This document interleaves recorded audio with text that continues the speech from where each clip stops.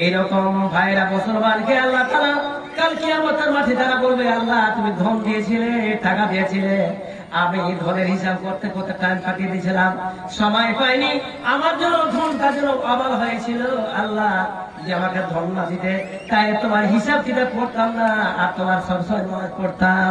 আল্লাহ তো বাড়া হাজার করলেন, গরিবকে বললে, গরিব বলছে গরিবকে তুমি বললেন, ধনীকে ধন দেওয়ার পরে বলে তুমি ধনকে হিসাব করতে আমার টাইম চলে গেল।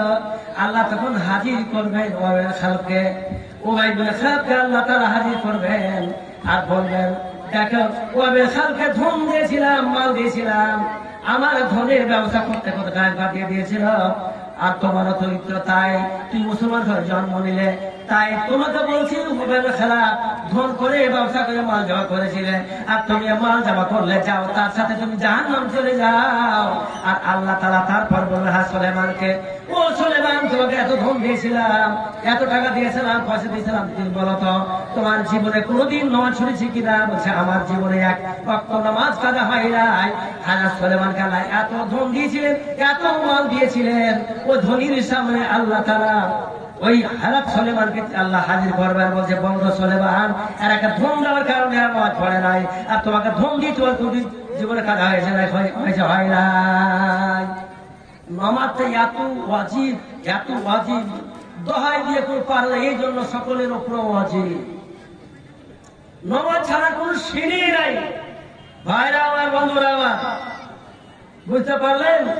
আল্লাহ রাসূল সাল্লাল্লাহু আলাইহি সাল্লাম এই নামাজ সম্পর্কে এত কথা বলেছেন।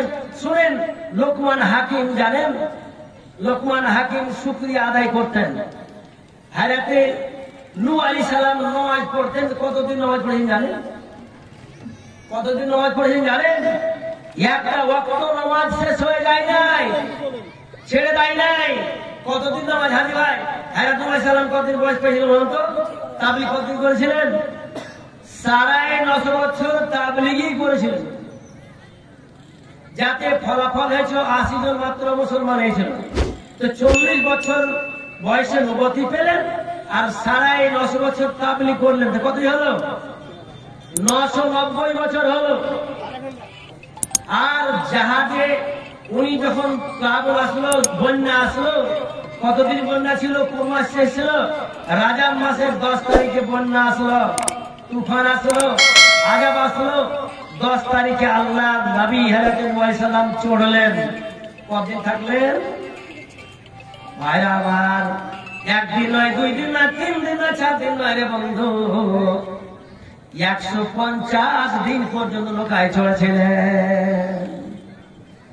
ওই সময় নূহ আলাইহিস সালাম তার সম্প্রদায়কে নিয়ে একটা নামাজ কাজা করেন নাই, আর বলেছিলেন, ভাইরা আমার, এত ভয় ছিল।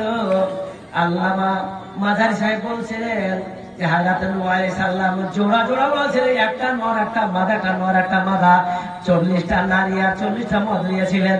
নূহ আলাইহিস সালাম এত বিশাল প্লাবনে গেছিলেন, এত ভয় দেখি সম্পত্তি ছিলেন, সারা দেশটা ডুবে গেল।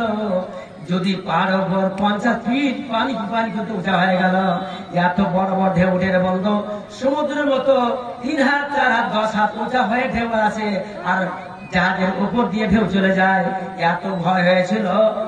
বলছেন আল্লামা সুদীরওয়াল্লাহ বলছেন, 6 মাস পর্যন্ত কোন স্ত্রী আর পুরুষ রাত্রে মিলমিশা করেন না, ভয়ে। আল্লাহ কি হবে? স্ত্রী আর পুরুষ 6 মাস পর্যন্ত মিলন করে ভয়।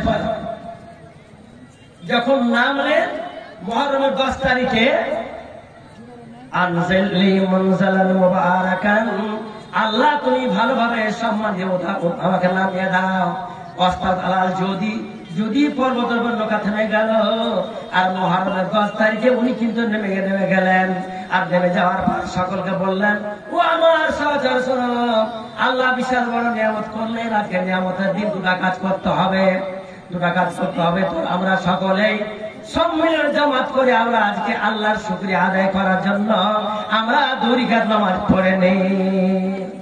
হযরত নূহ আলাইহিস সালাম সকলকে মিলে নিয়ে 80 জন নরিয়ার পুরুষকে নিয়ে নেমে গেলেন। আর নেমে যাওয়ার পরে আল্লাহর শুকরিয়া আদায় করার জন্য বলছি, এত বড় নিয়ামতের শুকরিয়া আদায় করা, দান করে হবে না, কিছু করা হবে না, রোজা করা হবে না। আল্লাহ তোমার শুকরিয়া আদায় করার জন্য, অশেষ নিয়ামত শুকরিয়া আদায় করার জন্য আমরা নফল 2 রাকাত নামাজ পড়ে নিলাম। আর তারপর করলেন কি, সমাজকে বলে দিলেন, আজকে যেদিন আল্লাহ আযাব থেকে রক্ষা দিয়ে দিলেন, আজকে যতদিন বেঁচে থাকবো এই মুহররমের 10 তারিখে আমরা রোজা করতেই থাকবো, কোনদিন আমরা ছাড়বো না।